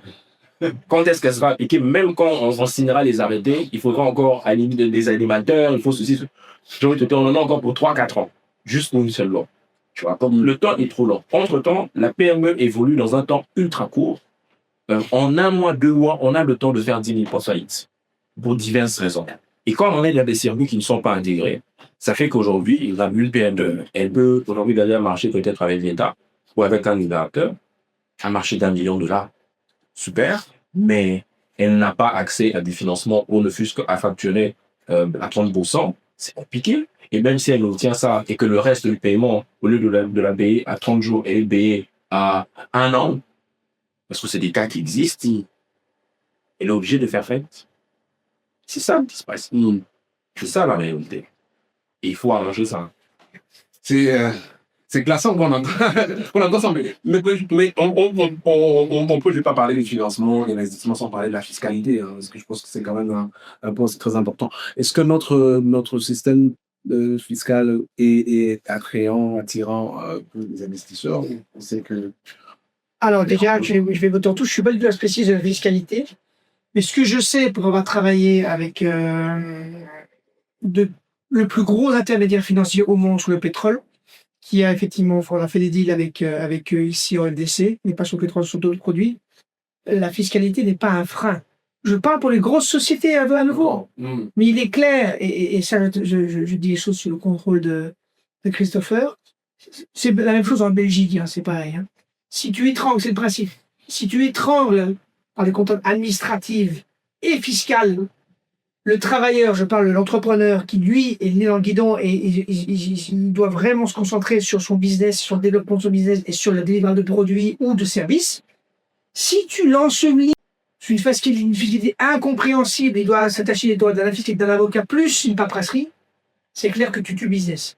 Ça, c'est le principe et logique de la fiscalité. Maintenant, je ne suis pas certain, en tout cas en Belgique, ça je sais, on a la fiscalité pour les personnes, les revenus de la physique, la plus haute au monde, du 50%. Donc, Et on n'a pas tué le business. Mais normalement, c'est monstrueux. Et je pense que si on était allé à des taux beaucoup moins, je pense qu'il y aurait des rebonds, ça c'est clair. Et tout, je vais dire sur la fiscalité ici au Congo, je la connais pas. Donc, pas me prononcer. Je sais que c'est pas, ça doit pas être un frein. Ça doit pas être un frein. Après, quand on est à un taux de 15% ou 25%, je suis pas certain que pour un entrepreneur, je suis à poser à 15 ou 25, il s'en fout, il me fera. Très bon, je vous rentre dans les détails que je ne maîtrise pas, mais Christophe. Ouais. Bon, après, on peut regarder de 2 ans, parce qu'il y a un côté où, même les entrepreneurs, ils disent, sur la question du montant, on peut négocier, mais on peut le faire. Mais je pense que la lisibilité un peu de cette fiscalité qui rend un peu frileux ceux qui viennent investir, et tu accompagnes beaucoup, et les entrepreneurs qui essayent des fonds, et des investisseurs qui essaient d'investir dans les entreprises. Est-ce que c'est une question qui revient très souvent sur cette question de la lisibilité de la fiscalité en RDC? Oui, c'est une question qui revient, mais je pense que si on est vraiment très honnête, je suis pas un fiscaliste, hein, mais j'ai suffisamment eu de problèmes avec une fiscalité pour que ce soit pour moi ou mes clients. C'est un expert. Donc, ce que je veux dire, c'est qu'il y a la fiscalité, entre guillemets, théorique, au sens des règles qui existent et qu'il faut appliquer. Et puis, il y a son opérationnalisation. Comment ça se passe en réalité? La vérité, c'est qu'aujourd'hui, il y a un focus sur les grosses sociétés. Les administrations ont un focus sur les grosses sociétés, les grandes banques, etc. Il y a une forte pression, on essaie de s'assurer que tout se passe, etc. Je crois que c'est peut-être pour des problèmes de ressources, je ne peux pas attaquer tout le monde. Et puis, toutes les petites boîtes ou les individus, les particuliers, on est là. Combien de gens payent, par exemple, la retenue locative? Je crois que je suivais un responsable, je pense, de la DGRK qui expliquait qu'il n'y avait que 3000 contributeurs, surtout Kinshasa. 3000 contribuables recensés sur toutes les villes de Kinshasa. Non, mais tu vois, c'est-à-dire que il y a la fiscalité, il y a la réelle, et puis il y a la subie. La vérité, c'est que les PME ne subissent pas beaucoup. Ne subissent pas beaucoup dans les faits, mais ça les place dans une situation où elles sont dans une zone grise, où des gens qui connaissent les règles viennent maintenant les racketter. Parce qu'un inspecteur va venir chez toi, il va te dire où est tel document. Et il a raison de te poser la question. Parce que souvent, là, tu es censé avoir ça. Mais toi, tu n'as pas ça. Tu n'as jamais vu ça, tu n'as jamais lu ça, tu n'as jamais compris ça. Mais tu es en infraction, et il va te racketter par rapport à ça. Parce que l'argent que tu lui remettras, etc., il ne mettra pas ça dans le trésor public. Donc, ça crée quand même une situation de raquette, de fait, et de l'argent qui s'évapore et qui ne profite ni à l'État, ni, entre guillemets, à l'entrepreneur, et peut-être ni à l'entrepreneur dans le sens où peut-être qu'il paierait moins, même en se conformant, mais il n'a pas l'information. Il est déjà tombé dans l'infraction. Et ici, les taux, les redressements sont souvent pour décourager l'infraction. Donc, tu peux te retrouver peut-être une infraction de $500, je ne sais pas, ou peut-être de clients de 5 ou 1000, mais l'infraction, c'est $20 000. C'est ce genre de cas. Donc, moi, je pense qu'il y a ça. Maintenant, si on veut être, on veut aussi être rigoureux, s'il y avait plus d'informations sur la fiscalité, je crois que ça créerait aussi une rationalité auprès des opérateurs économiques. C'est plus de gens se diraient, peut-être, pour avoir justement être en règle, être conforme, il faut peut-être éviter que chacun fasse son industrie de jus dans son coin. Tu vois. Et moi, j'ai l'idée de faire du jus, toi aussi, tu veux faire du jus, mais comme ça coûte cher de faire ça soi-même pour les raisons de conformité, associons-nous, mettons les moyens ensemble et faisons-le. Cette logique-là peut être, ça peut inciter à le faire, mais à condition que la fiscalité soit vraiment, qu'on communique réellement dessus, qu'on donne des informations, mais pour le moment, pour les petits, etc., ça se pose. Mais du côté des investisseurs, et ça, eux qui veulent les gens conformes et qui veulent se rassurer, ont une garantie au moins du fait que si tu es conforme, tu ne vas pas fermer les portes tout de suite. Est-ce que ce n'est pas un frein? Il y a 2 niveaux. Il y a les gros investisseurs. Je connais quelques fonds d'investissement qui opèrent ici et ceux qui opèrent depuis l'étranger mais qui peuvent investir ici, qui sont très très concernés par les problèmes de fiscalité, que ce soit pour des entreprises dans lesquelles elles vont investir, c'est fonds vont investir sur les normes, que ce soit pour elles-mêmes, parce que quand tu mets de l'argent, après l'argent doit sortir. Comment ça sort, qu'est-ce qui est coupé, etc. Il y a évidemment des mécanismes d'utilisation qui sont prévus, auxquels elle réagit, mais surtout l'entreprise elle-même. Parce qu'en fait, quand tu es très petit, on ne te regarde pas, mais quand tu es entre petit et grand, on te regarde. Et on te regarde avec des yeux grands ouverts. C'est ça, en fait, la grande difficulté. Moi, j'ai envie de dire, l'étape ou la majorité la plus étrange, la plus dure, c'est entre micro et moyenne grande. C'est-à-dire quand tu commences à faire entre 5 000 et peut-être déjà 20 000 dollars par mois, tu te retrouves dans une position où tu es très en vue, tu es regardé, tu es très visible par l'administration, tu n'as pas forcément les moyens de te battre avec vraiment un cabinet, etc., pour optimiser les choses. Et puis, tu n'as pas les moyens de financer au même titre que la grande boîte qui fait 100 000, 200 000, 300 000 par mois. C'est ça qui est un peu compliqué. Mais évidemment, elles regardent ça parce que les risques fiscaux doivent être pris en compte. On ne peut pas mettre $1 million en sachant que tu peux subir un redressement de 3 millions parce que juste 2 ou 3 trucs que tu n'as pas. Voilà. Ok. Après avoir fait un peu ce map de l'écosystème, je veux quand même qu'on imagine quels seraient les indicateurs. Si dans 10 ans, on reparlait, 2036, imaginons pour se retrouver tous les trois pour dire, on a eu cette discussion il y a 10 ans. Quels sont les indicateurs sur lesquels on regarderait pour dire les 10 ans passés, l'écosystème a quand même, comme on dit, on a évolué. Moi, je parle de ce que je connais un peu, donc je ne peux pas me parler pour les PME, mais si effectivement, je ne parle même pas de bourse matières premières ou de valeurs mobilières, mais si effectivement le marché, parce que je reviens à l'aspect confiance qui est évoqué par Christophe là, c'est primordial la confiance. Si le marché secondaire des titres de dette publique congolaise est multiplié par 10, en 10 ans, c'est un franc succès. Ça voudrait dire 2 choses. En tout cas, on pourrait supposer 2 choses. Un, qu'effectivement, le financement qui est demandé par l'État répond à cette demande-là, soit locale, soit internationalement, mais en tout cas locale, et que la confiance est établie. C'est-à-dire, le développement de la secondaire, c'est déjà une confiance. Si le marché est divisé par 10, primaire et secondaire par 10, je ne me fais pas trop de soucis pour l'aspect confiance des acteurs locaux, et même internationaux. C'est vraiment, ça, ce serait un indicateur très important, le développement de la dette.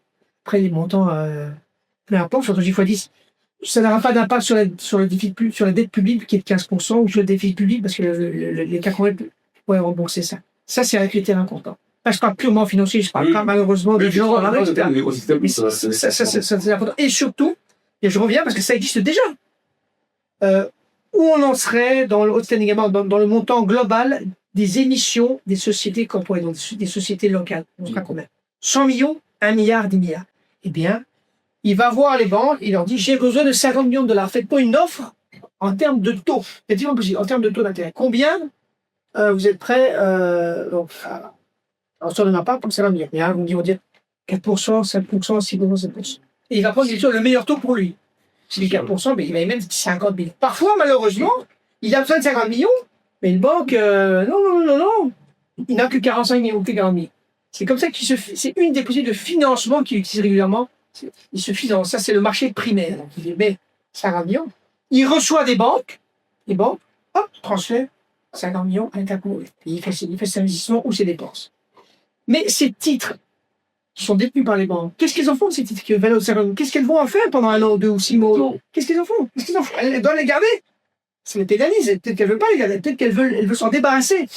Le marché secondaire, c'est qui? C'est d'autres investisseurs qui sont prêts à racheter à ces banques les titres qu'elles ont acquises lors de l'émission. Ça, c'est un marché secondaire.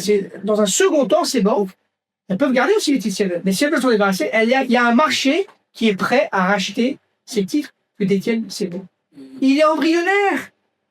Alors, je vais éviter les techniques, mais elles peuvent aussi aller voir la Banque centrale pour dire, j'ai des titres, voilà les titres, je te les mets en garantie ou je te les prête là, et toi tu me donnes du cash. C'est possible. Mais c'est pas le rôle de la Banque centrale de faire ça de manière systématique.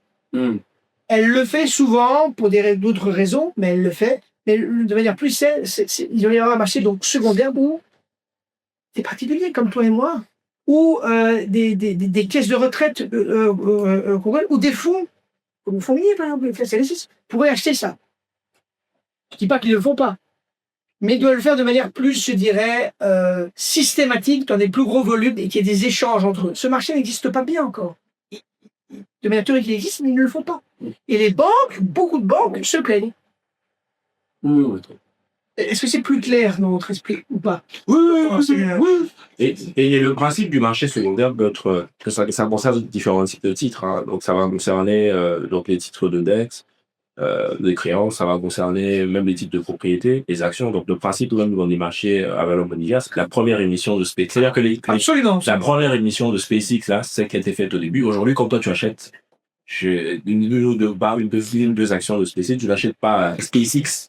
C'est-à-dire les $20 que tu investis, ça va pas dans SpaceX, ça va dans celui qui possédait le bien. C'est déjà un marché secondaire en réalité. Et aujourd'hui, ça se fait aussi, mais je sais pas si on va dire over the counter. Donc ça se fait de manière pas centralisée. C'est-à-dire que toi, tu peux déjà voilà, quand tu détiens des parts d'une société X, demain tu les revends à quelqu'un. Donc même de manière informelle. Ok, ça se fait là où on parle de titre d'entreprise, hein, petite boîte, etc. Ça se fait quand même, mais c'est pas encore suffisamment structuré et on gagnerait à le faire. Pourquoi? Parce que ça va inciter les gens chez moi à acheter des parts dans des boîtes. Parce que pourquoi parfois les gens hésitent? Parce que si j'achète de l'immobilier, je peux revendre facilement. Si j'achète, je mets un DAT, je peux quand même récupérer mon argent. Mais si je mets dans une boîte, j'en récupère comment? Parce que j'ai envie de dire structurellement, la PME a besoin de capitaux pour continuer. Moi, ça n'a pas intérêt, en faisant de bénéfices, à racheter ses propres parts. Donc, il faudrait typiquement qu'un autre acheteur arrive, comme ça se fait pour les startups d'ailleurs, avec des séries A, séries B, arrive et dit, ah bah tiens, moi je rachète après ils ont maturité avec la vue et les gens qui sortent. Mais tout ça doit être organisé. À petite échelle, il y a moyen de structurer des choses, parce que moi je crois beaucoup au secteur privé. Je considère que l'État veut parfois trop prendre des choses alors qu'il devrait juste réguler, laisser les acteurs privés s'organiser un tout petit peu.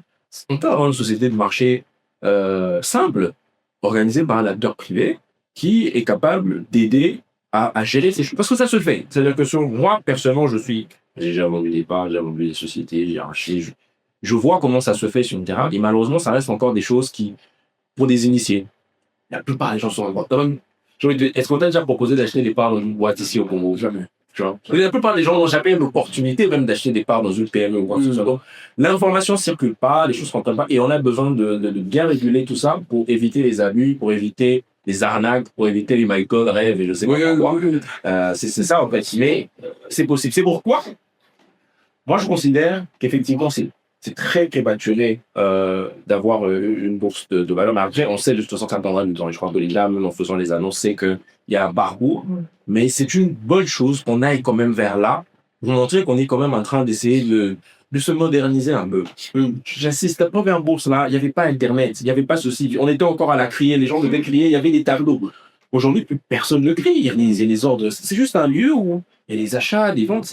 C'est basiquement, c'est un marché en fait. Au sens du ZAN, quoi. Où les gens, au lieu de s'échanger des tomates, s'échangent les titres.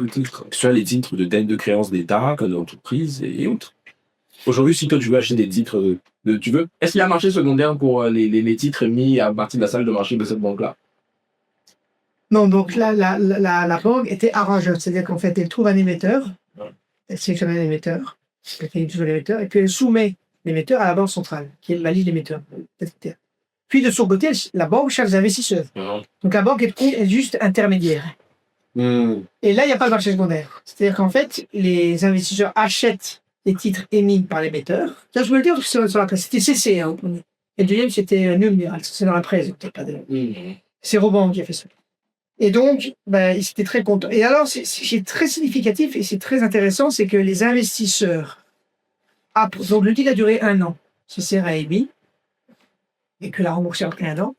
Dès que les gens, les investisseurs ont reçu leur argent, ils voulaient faire une seconde, ils étaient prêts à mettre. Donc, je dirais, quand tu disais que l'aversion au risque et la culture, etc., est faible, elle est plus faible qu'ailleurs, mais quand même, les gens, tu as vu que ça fonctionnait, je crois ils voulaient investir plus. Et malheureusement, il n'y a pas eu encore 2 émissions. À ce moment-là, il n'y avait pas encore 2 émissions. Puis il y a eu une deuxième, puis même une troisième. Et donc, il n'y a pas de marché secondaire, les gens regardent leur titre jusqu'à l'échéance, une maturité jusqu'à l'échéance. Et puis après ça, l'émetteur donc rembourse, et donc les titres disparaissent, etc. Mais donc c'est fini, l'opération se termine. Mais je reviens sur les effets secondaires. On pourrait bien évidemment, un jour, avoir un marché secondaire de ces titres-là. Bien sûr. Bien sûr, j'ai des titres de CCR, j'ai plus 6 mois. Je veux les vendre. Je peux aller dans ma banque. Mais si j'ai un marché avec des cotations, voilà, ça plus ou moins, hop, je peux en avoir. Mais c'est un très bon point parce qu'effectivement, j'y ai pas pensé. C'est un peu bête de ma part. Mais ce marché existe déjà. Enfin, il fonctionne, ce marché existe. Si on avait plusieurs émissions, on pourrait commencer, au lieu de faire une bourse, commencer par faire un marché secondaire, à la fois des obligations du Trésor, d'État, et ce marché de la dette de société. Ça peut être fait relativement simplement. Oui. Alors là, elle m'amène à la question que moi, je viens me poser. Quand il y a beaucoup de choses à faire, aussi, il faut savoir hiérarchiser les actions parce qu'il y a certaines actions qui ont des impacts plus significatifs par rapport à d'autres et qui peuvent être des actions leviers qui peuvent en repousser assez que les autres actions puissent prendre l'ampleur. Donc, si vous aviez une action, une proposition, c'est le réforme à proposer pour que une réforme qui tire d'autres actions qui peuvent avoir l'impact. Quelle est la réforme que vous proposez? Écoute, moi je parle de ce que je connais un petit peu, donc je ne parle pas des PV. Et dans ce que je connais un peu, et je l'ai évoqué, franchement, c'est une certitude, je ne sais pas peut-être toujours jamais, mais développons d'abord à nouveau le marché secondaire de la dette congolaise et en même temps, pareil, peut-être développer le marché primaire de la dette de société. Ça, c'est les priorités. Le marché primaire. Le marché primaire, donc il y a eu 3 émissions pour l'instant simplement de dette de société. Il faut qu'il y en ait 10 par an ou 20 par an. Évidemment, ça concerne les grosses sociétés. Mais déjà ça permettrait aux acteurs, même qui sont simplement, je dirais, inactifs, qui voient comment se passent les choses, qu'il existe ce marché, que ça fonctionne bien. Vous avez 50 émissions qui sont faites par an sur les sociétés congolaises. Et dans la presse, ça va faire bien. Et le montant d'un milliard, les gens commencent à regarder le marché congolais. Ah ouais, ok, d'accord. Donc c'est mal année, c'est au fur et à mesure, on va progresser comme ça. Même chose, les montants adémiques, il faut clair. De ce que faut l'État, 10, 20, 50 millions. Il faut faire du 100 millions par mois. 100 millions pour faire. Et donc là, il y a possibilité de pousser ça. Parce que, et là, il y a quand même beaucoup d'épargne informelle. Et à nouveau, on retombe sur tout ce que Christopher. Il a 10 ans d'avance sur moi dans la liste. Et justement, mais c'est vrai, il est même dans le cambouis là-dedans. Moi, je ne suis pas dans les PME, etc. Mais il a raison. Plein de gens gardent même leurs 100 millions d'habitants. Même les gens qui gagnent 200-300 $, même ça. À droite ou à gauche, mais pas dans les banques. Mais c'est des milliards. C'est des milliards. Et ces gens-là, pourquoi ils ne le font pas? Parce qu'ils n'ont pas confiance. Et ils ont raison, je dirais, de ne pas avoir confiance, parce que tout le passé leur montre de ne pas avoir confiance, c'est mieux. Hein? C'est triste à dire, mais c'est comme ça. Et le jour où, et je pense que le jour arrivera, parce que j'adore la RDC, on ne serait pas là, il y aurait une stabilité politique, une continuité politique, et que ce soit avec un acteur ou plusieurs, peu importe. Je ne suis pas congolais, ça ne me regarde pas du tout. Je veux dire qu'il y ait vraiment dans le sentiment du peuple congolais de dire ça y est, maintenant on est rassuré, et ça prendra du temps. C'est pas une génération, c'est 2 générations, ça prendra du temps. Ça, c'est acheté dans le marbre. Et là, c'est pas déconner. Parce qu'il faut être très clair, je ne veux pas critiquer les autres pays africains, mais là, franchement, on dit qu'il y a un potentiel. Mais le jour où, on est toujours là, le jour où, ce pays va se réveiller, là, ça va être une puissance mondiale. Je ne vais pas dire qu'il y aura de la Chine ou des États-Unis, mais en tout cas, il aura son mot à dire au niveau africain. C'est moi qui décide, les gars, aujourd'hui, parce que je suis le plus grand, je suis le plus fort, etc. Autant l'Algérie peut dicter au niveau du pays, etc., ou l'Afrique du Sud est quand même puissant, quoique, mais le Congo doit dire non. Qui c'est le boss ici? C'est moi. Parce que par arrogance ou prétention, mais dire parce que voilà ce que j'ai fait et voilà ce que j'ai en termes d'actifs miniers, en termes de compétences, de connaissances, au humaniste, etc.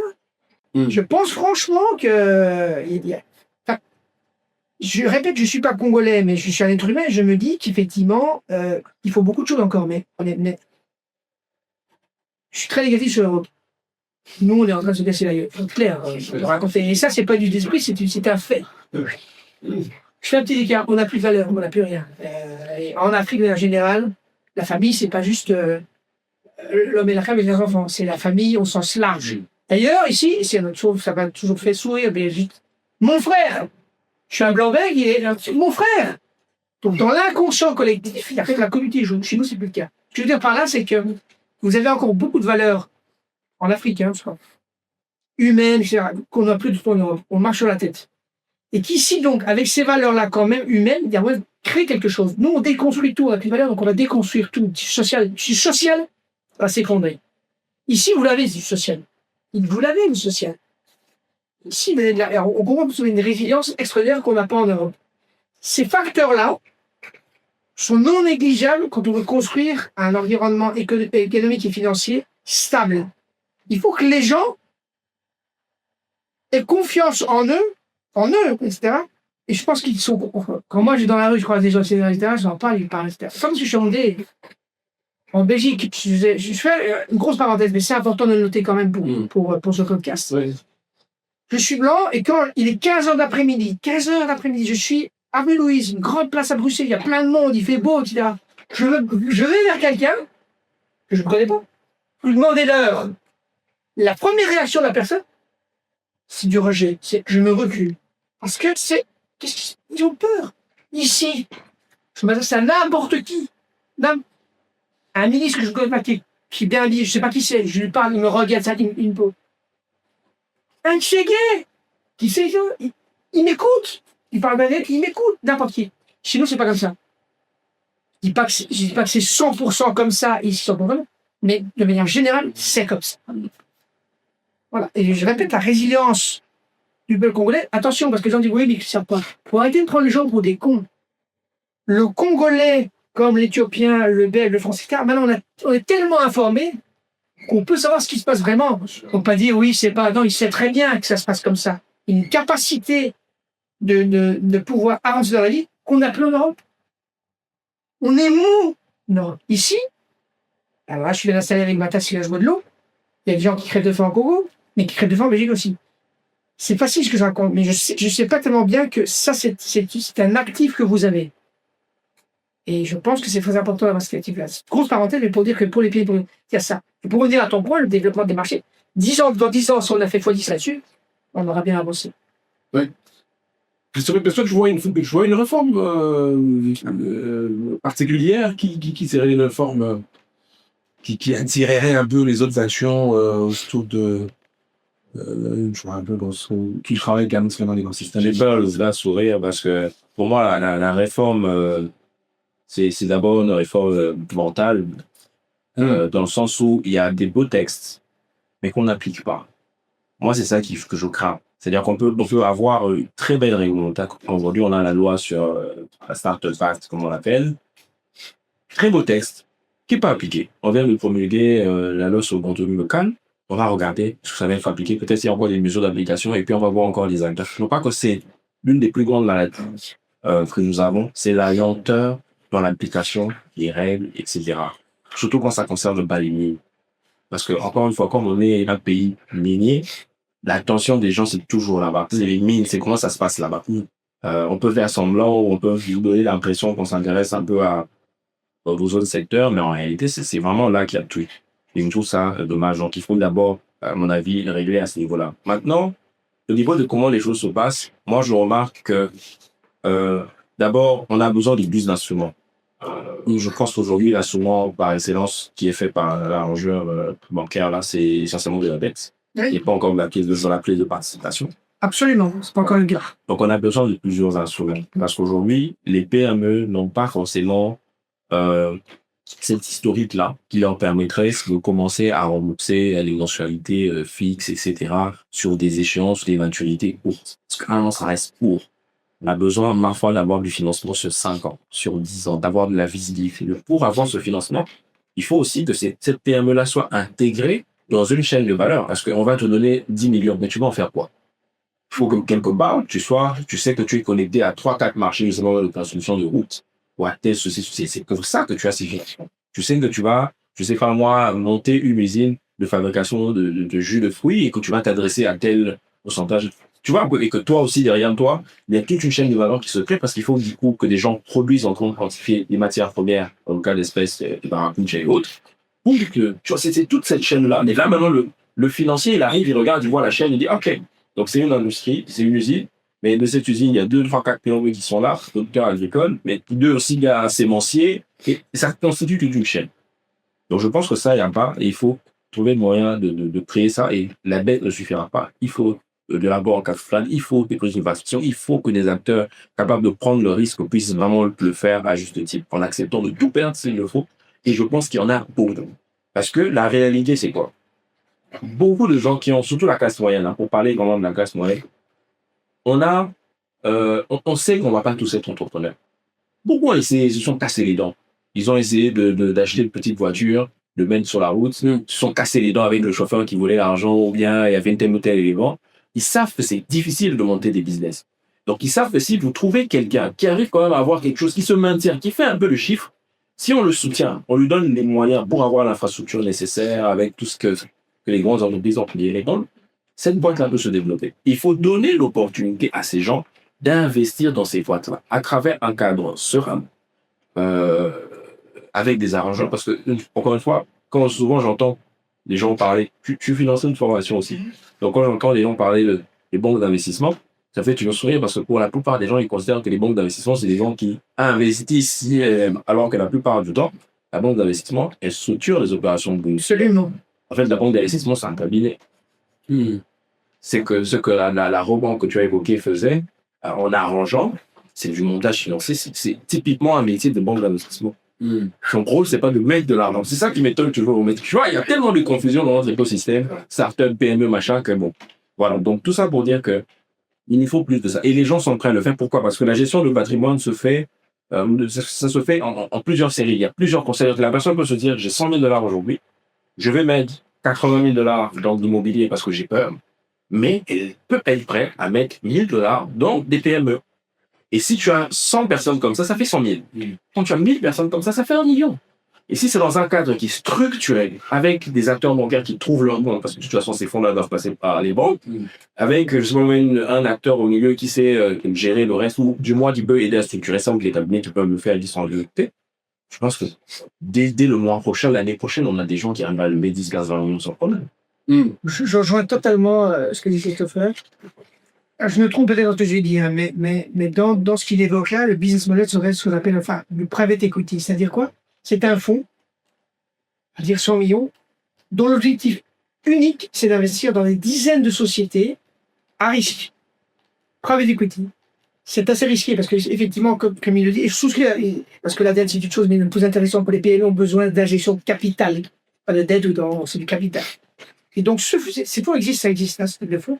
Et donc, ils investiraient dans 100, 200, 300, 500 sociétés.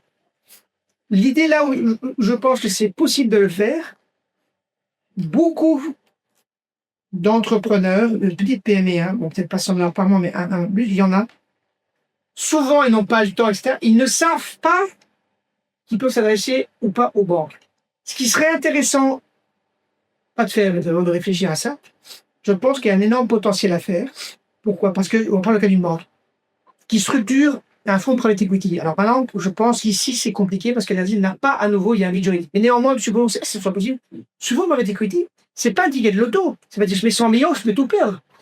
Et il y a des gens qui, enfin, les banques peuvent le faire. Hein. Mettre 100 millions, bon, le capital, c'est beaucoup, mais 100 millions avec des investissements, mettre 100 millions, on va dire 10 millions, comment 10 millions. Et là, ils trouvent. Il faut un screening. Et ça prendra peut-être 1 an ou 2 avant de dire aux gens venez nous voir, etc. Et on va faire passer des tests à des entrepreneurs. Si on leur demande business plan, à ton compte de bilan et ton résultat, on peut oublier. Mais qu'est-ce que tu fais? On en prend, je veux dire, peut-être 1000. on réduit à 100, on les finance pendant 1 an ou 2, et peut-être qu'on en aura 10. Mais si on fait ça de manière, enfin structure comme dit Christopher, mais de manière mécanique, je pense qu'il y a moyen de faire de l'argent, mais c'est gagnant-gagnant. Ah oui, tu as plein. Et des boîtes, ils vont mourir. Oui, bien sûr, mais ça, c'est le problème d'equity. Même, il y a des grosses boîtes, KKR, c'est la plus grosse. Mais ce business model, je pense que c'est un business qu'on peut appliquer à la RDC avec des petites sociétés. Donc, je ne connais pas les chiffres, mais je suis certain qu'il y a moyen d'être gagnant dans ce. Le plus important, évidemment, c'est sélectionner les candidats. Si on le fait sur des modèles américains, etc., même anglo-saxons, même kenyans, ça ne marchera pas. Non. Il faut connaître vraiment les gens qui sont en face de toi. Et je suis certain, alors il faut voir en combien d'étapes on peut le faire, que les gens qui sont sur le terrain connaissent ça marche, et ça marchera peut-être pas, ça marche. Et je prends, moi j'ai vu des Agoma, des gens d'Artemis, etc. Enfin, il y a énormément de choses à faire. Il y a des millions d'entrepreneurs, des millions. On ne peut pas dire il y en a 5, il y a des millions. Alors oui, on va peut-être pas tirer un Raoji tous les 5 ans, j'en sais rien. Mais néanmoins, on a besoin d'être Raoji pour faire beaucoup d'argent, par exemple, et d'être un entrepreneur qui commence petit et qui va quoi. Et ça sera un cercle vertueux. Parce que les gens qui vont commencer à nous voir, vont dire non, ils vont se dire ah, j'ai pas repris, et lui il est repris. Ça va faire une émulation. Un petit truc, une émulation, l'effet colibri, comme on dit. Je pense que ton idée, elle est sérieuse. Malheureusement, enfin, je sais pas vraiment, mais il faut voir si effectivement c'est possible de faire un fonds private equity, enfin, comme tu structuré, il sera fait, il faut voir. Sinon, on peut trouver une solution. Et ton idée est très bonne. La difficulté du business, c'est que les gens, le faire savoir, que ça existe, qu'on peut te financer, tu as besoin de 1000 balles par mois ou des 10 000, on mettra des montants. Il faut faire une étude de marché très sérieuse. Et les banques le font pas. Et les microfinances, non plus. Vous trouvez entre les deux. Enfin voilà, après, peut-être que je raconte des grosses bêtises, mais je pense que là, il y a... Non, on est aligné. Moi, je considère qu'en fait, c'est là qu'il faut mettre tout l'accent. Pour moi, c'est la base. Pour moi, il faut si on veut développer les PME aujourd'hui, c'est le private. On doit passer par le private equity. Maintenant, si on réfléchit aux acteurs qui vont justement le faire, dans le sens ceux qui vont investir, ceux qui sont les plus à même de le faire, ceux qui ont les plus de capitaux qui peuvent le générer, ils ne veulent pas le faire parce qu'ils ont d'autres alternatives, soit beaucoup mieux rentables, soit beaucoup moins risquées. Pourquoi tu vas aller risquer des 10 millions de dollars, même, imagine, tu fais 100 millions de dollars de bénéfices. Si tu fais ça pendant 10 ans, ça fait 1 milliard. Je dis de bénéfices, c'est-à-dire que tu as payé tout le monde, tu as payé l'État, tu as payé tout le monde, il te reste 100 millions. OK? Alors, tu peux bien prendre 10 millions et dire, bon, je vais essayer de financer des PME, voir un peu lesquels peuvent sortir des pépites, etc. Mais si tu le fais pas, c'est quoi? C'est parce que tu sais, tu n'es pas obligé de le faire, parce que tu peux mettre de l'argent ailleurs, avoir un meilleur rendement avec un minimum de risque. C'est ça, tu as le choix. Mais eux, ils ont les moyens, mais ils ne le font pas. Par contre, il y a des gens qui n'ont pas beaucoup de moyens, comme je le dis, parce qu'ils sont là, ils ont un 10 000. Imagine ce gars-là, classe moyenne, tu as un 10 000 $, 15 000 $. Tu n'achètes pas de maison avec, enfin, tu achètes un terrain peut-être, quelque part avec tu n'achètes pas un bien où tu mets des locataires, ça te rémunère. Tu fais ça avec 15 000, 10 000 $, a priori, avec une chose du monde. OK? Mais du coup, tu peux te réunir avec l'autre, faire quelque chose et investir. Aujourd'hui, c'est vrai qu'il y a un doute juridique, mais il n'y a rien qui interdit à une société constituée d'investir en train avec d'autres sociétés. Mais ce qui est interdit, c'est de tomber sous le coup de la loi bancaire qui est de faire des prêts. Donc, tu peux pas, aujourd'hui, tu te lèves, tu crées ta société, tu mets $1 million dedans ou 10 millions dedans et puis tu commences à faire des prêts aux gens. Non, ça, c'est pas possible de faire. Par contre, rien ne t'empêche d'acheter des titres. Tu crées ta société de 10 millions, tu achètes des titres, tu achètes des parts, tu prends des positions et si tu dois faire des prêts, tu les fais en tant qu'actionnaire de la boîte. C'est tout. Et tu vis des revenus. Là-bas, toi, alors, tu penses même des services à ces boîtes-là. Tu peux centraliser une partie des opérations. T'imagines que tu investis dans 10 boîtes. Bah, du coup, tu peux t'assurer que la comptabilité est bien faite. Bah, tu crées un département interne qui s'occupe juste de la comptabilité de ces boîtes-là et qui leur vend son service et tu récupères aussi bien sûr de cette manière-là. Donc, en fait, c'est possible de le faire. Mais maintenant, comme les acteurs qui ont les moyens n'ont pas intérêt parce qu'ils gagnent de l'argent autrement à le faire, de manière directe, il faut que ceux qui ont moins puissent être structurés pour le faire. Et ça, c'est encore un entrepreneur, c'est encore 2 ou 3 qui se mettront ensemble pour structurer les choses. Je vais juste compléter ce que dit, juste compléter, ce qui me fait réfléchir. Quand il parlait de risque-rendement, c'est clair que ce type de fonds, enfin, de société, c'est clair qu'elle prend des risques. Donc, si ça marche, évidemment, les rendements seront élevés, au minimum de 15% de l'heure. Faut être clair, tu prends beaucoup de risques, ce serait ça. À peu près. Private equity, je dis pas de bêtises, en moyenne, aux États-Unis, c'est du 12% sur 20 ans. Mais t'as des années à moins 30, t'as des années à 40. Mais c'est du 12%, donc c'est mieux rémunéré globalement que Un dépôt et bon. Ça, c'est le premier point. Mais le second point, c'est que ceux qui seraient prêts à investir, pas tout de suite, mais quand ils verront que cette structure marche bien pendant 2-3 ans, il y a d'autres investisseurs qui pourraient rentrer dans ces deux voies avec des poches. Je parlais de 100 millions, des assureurs, si le marché d'assurance se développe bien et croît beaucoup, toutes les compagnies d'assurance devront se diversifier et investir une partie sur leurs 100 millions de bénéfices. Tiens, je vais mettre 10 dans le fonds dont parlait Christopher. Tiens, ce fonds exécuteur, il a Kinshasa, eh bien, j'ai investi dedans. Et à nouveau, tu vois, cercle vertueux. Et en plus, non seulement, là, on parle finance. Mais il y a tout l'aspect de formation et éducation. Les compétences. Donc, c'est exponentiel, cette histoire. Tu n'as plus besoin d'aller. Mais moi, je ne serais plus là. Plus besoin d'avoir des pratiques qui viennent débarquer ici parce que les compétences. Non, mais c'est vrai. L'expérience, les compétences sont locales. J'ai l'expérience et les compétences. Les gens ont les connaissances, mais ils n'ont pas tous les compétences. C'est pas, je suis là aussi. Mais, en 10 ans, c'est la culture de la voix. Tout le monde sera là. D'ailleurs, je reviens au point que tu évoquais en début de conversation, de discussion qu'on a entre nous. Il y a énormément de Congolais à l'étranger qui sont ultra compétents. Hein. Je l'ai souligné, hein. J'en connais plein. Hein. Même pour des raisons parfois justifiées, parfois moins, ils se disent donc le Congo, ils sont tellement bons que là où ils sont, ils gagnent bien l'argent. Pourquoi viendraient-ils au Congo si ce n'est pour des raisons humanitaires, mais dire voilà, écoute, je suis congolais, bon, je vais rendre à mon pays un peu de tourisme, mais c'est la seule raison pour qu'ils se déplaceraient. Mais sinon, moi, je comprends que c'est resté chez eux. Aux États-Unis. J'ai rien à dire. Voilà. Après, pour revenir au purement congolais, dans 10 ans, tu auras des dizaines de milliers d'experts financiers. On me disait il y a quelques années, et c'est juste, ici, on a des économistes et des comptables et des avocats. On n'a pas de financiers purs. Ouais. Ils sont des financiers purs. Mais je disais à la personne, mais c'est un petit peu logique, ton environnement, finalement, il n'y a pas. T'as une banque, t'as des banques, mais t'as rien autour. T'as pas de sales manager, t'as pas de fonds, t'as rien. Donc, tu n'es pas de financier pur, finance de marché, je parle. Finance de marché. Hein. On a des corporate finance quand même. Corporate finance. C'est pas suffisant. Donc, on peut pas critiquer les choses. Ah, t'es pas financier pur, mais il n'y a pas de marché. C'est logique, quelque part. Ça, c'est pour faire inventer. Je reviens à Christopher, je pense que c'est beaucoup de structures. Je pense qu'au bout de ces conversations, on s'est rendu compte qu'on n'a pas un problème des capitaux. Si l'unité des capitaux, c'est les passages. Parce que quand on parle de financement en RDC, tout de suite, la grande majorité a tendance à dire il n'y a pas les capitaux. Au moins, une chose est sûre, c'est que les capitaux sont là.